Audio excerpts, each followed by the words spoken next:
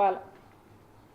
మరి MPTC election అంటున్నావు, నీకంతే దమ్ము మీ అయిపోయి మీ ఎమ్మెల్యే, మీ మాజీ ఎమ్మెల్యే ఉన్నాడు, మీ మాజీ ఎమ్మెల్యే రాష్ట్రం అంతా జరిగింది ఎలక్షన్లు, మరి అందరూ ఎంపీపీలను చేసుకున్నారు.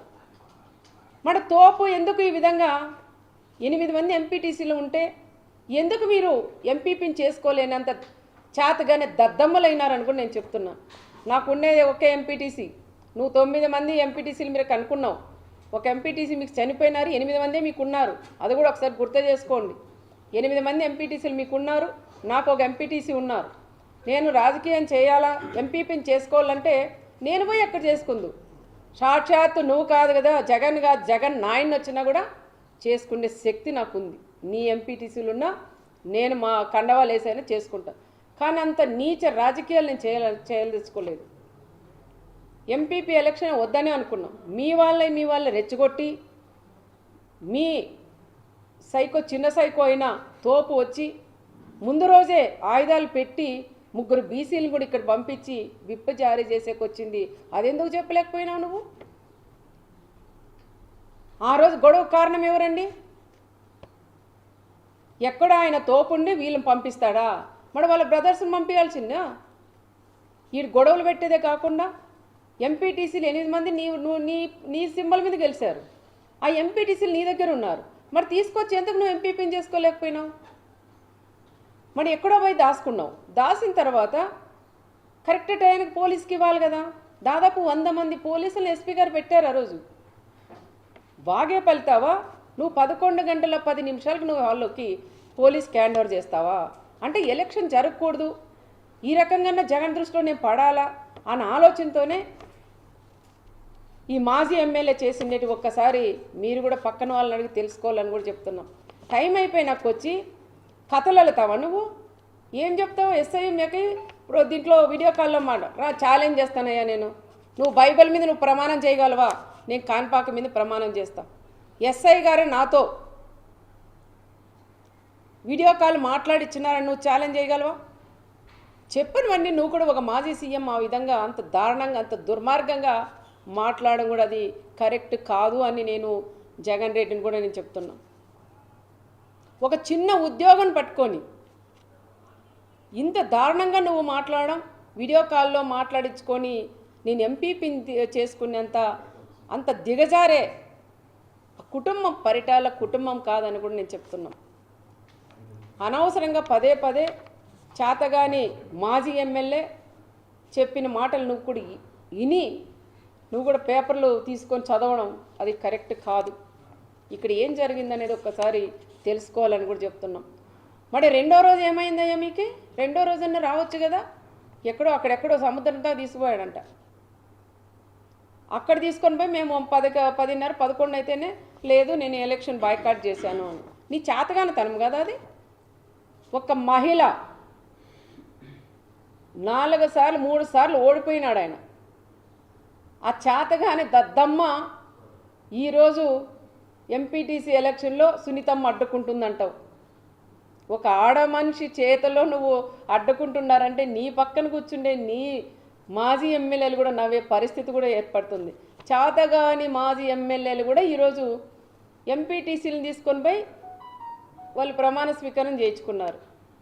నువ్వేదో తోపు అని చెప్పుకుంటావు, ఇక్కడ చూస్తే తోపు లేదు, జీరో అయిపోయినావు. నువ్వు మాట్లాడతావా మా గురించి? మళ్ళీ పోలీసుల గురించి.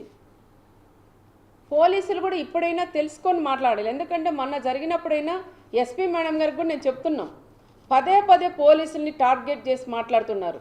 అమ్మా ఇప్పుడైనా ఎస్పీ గారు మీరు మాట్లాడండి, మీ వాళ్ళకు కూడా మీరు భరోసా ఇవ్వండి. మీరు ఎందుకు సైలెంట్గా ఉన్నారో నాకు కూడా అర్థం కాలేదు.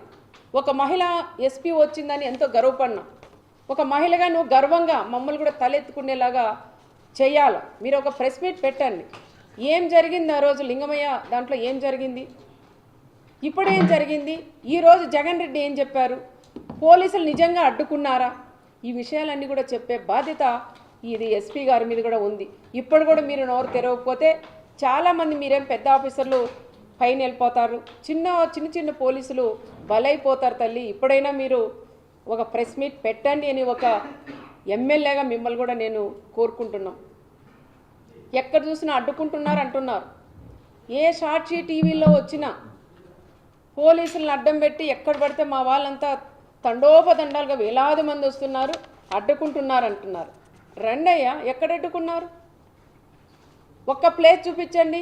మీరే సాక్షి ఛానల్ జిల్లాలో ఉండేటివన్నీ మండలాలు కోటి ఉంటాయంటే అవన్నీ తెచ్చి గొట్టాలు పెడుతున్నారు. అడ్డుకున్నారు. అడ్డుకుంటే మరి ఇంతమంది 3000 మంది ఎట్లొస్తారు? హెలికాప్టర్ దగ్గరికి 3000 మంది పైన ఎట్లొస్తారు అంటున్నా.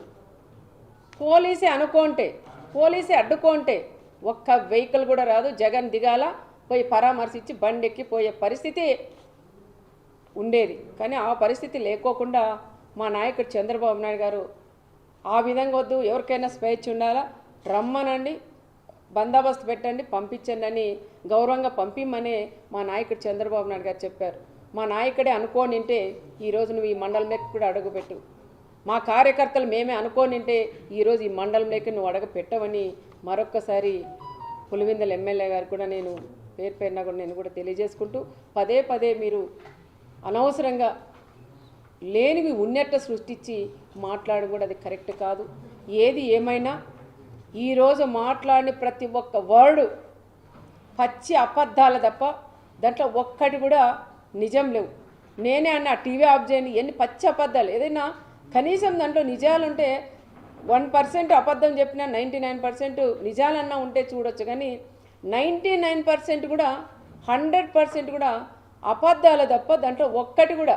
ఒక మాజీ సీఎం అయ్యా నువ్వు పచ్చి అబద్ధాలు మాట్లాడుతుంటే ప్రజలు నవ్వుతున్నారు. ఒక్కసారి మీరు కూడా ఆలోచన చేయాలని, ఏదైనా ఇలాగ వచ్చినప్పుడు మీరు కూడా ఏం మాట్లాడాలి ఏం మాట్లాడకూడదని తెలుసుకొని వస్తే కూడా బాగుంటుందని కూడా చెప్తున్నాం. ఈరోజు వచ్చినది కేవలం పరిటాల కుటుంబం టార్గెట్ చేయడానికి, లింగమయ్య ఫ్యామిలీని పరామర్శించడానికి వచ్చినట్లు వచ్చి ఇంత రాజకీయం చేసి ఈరోజు జగన్ రెడ్డి కూడా వెళ్ళారు.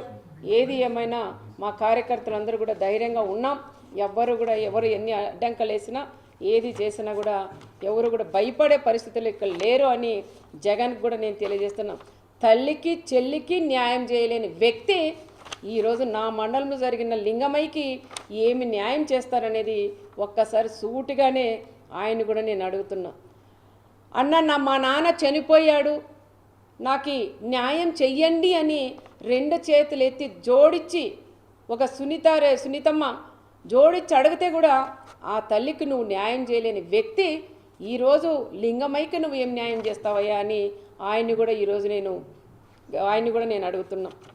ఇంకొకసారి ఎక్కడన్నా నువ్వు పోయినప్పుడు జైలు పలికించుకుంటూ ఎవరైనా చనిపోతే ఆ కుటుంబంతో ఏ విధంగా కూర్చొని పరామర్శించాలనేది కూడా తెలియని వ్యక్తి నువ్వు అని కూడా చెప్తున్నావు. ఎందుకు వస్తాయాలు నవ్వులు? చావు అయిపోయి 9 రేపు దినమంట. ఈరోజు తను కూర్చొని నువ్వు ముందర మాట్లాడుతూ వెనక నీ వాళ్ళంతా కిలకిల నవ్వుతారా?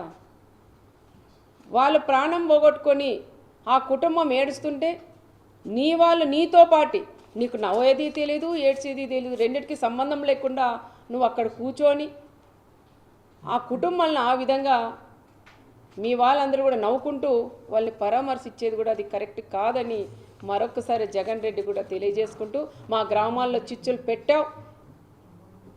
పెట్టొద్దు అన్నావు, పెట్టావు. ఇంకోటి మా కార్యకర్తలందరూ ఒకటే ఛాలెంజ్ చేశారు.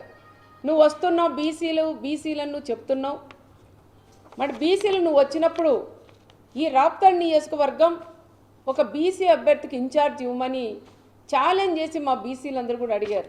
కురువ కమ్యూనిటీకి సంబంధించిన లీడర్లు అడిగారు, వాల్మీకి సంబంధించిన వాళ్ళు అడిగారు. మరి నువ్వు అది చేసేకి నీ చేత కాలేదు. కానీ పచ్చి అబద్ధాలు చెప్పేక మాత్రం పాపరెడ్డిపల్లి హత్య లింగమయ్యని వాడుకున్నాడని ప్రత్యేకంగా కూడా తెలియజేసుకుంటూ సెలవు తీసుకుంటాను.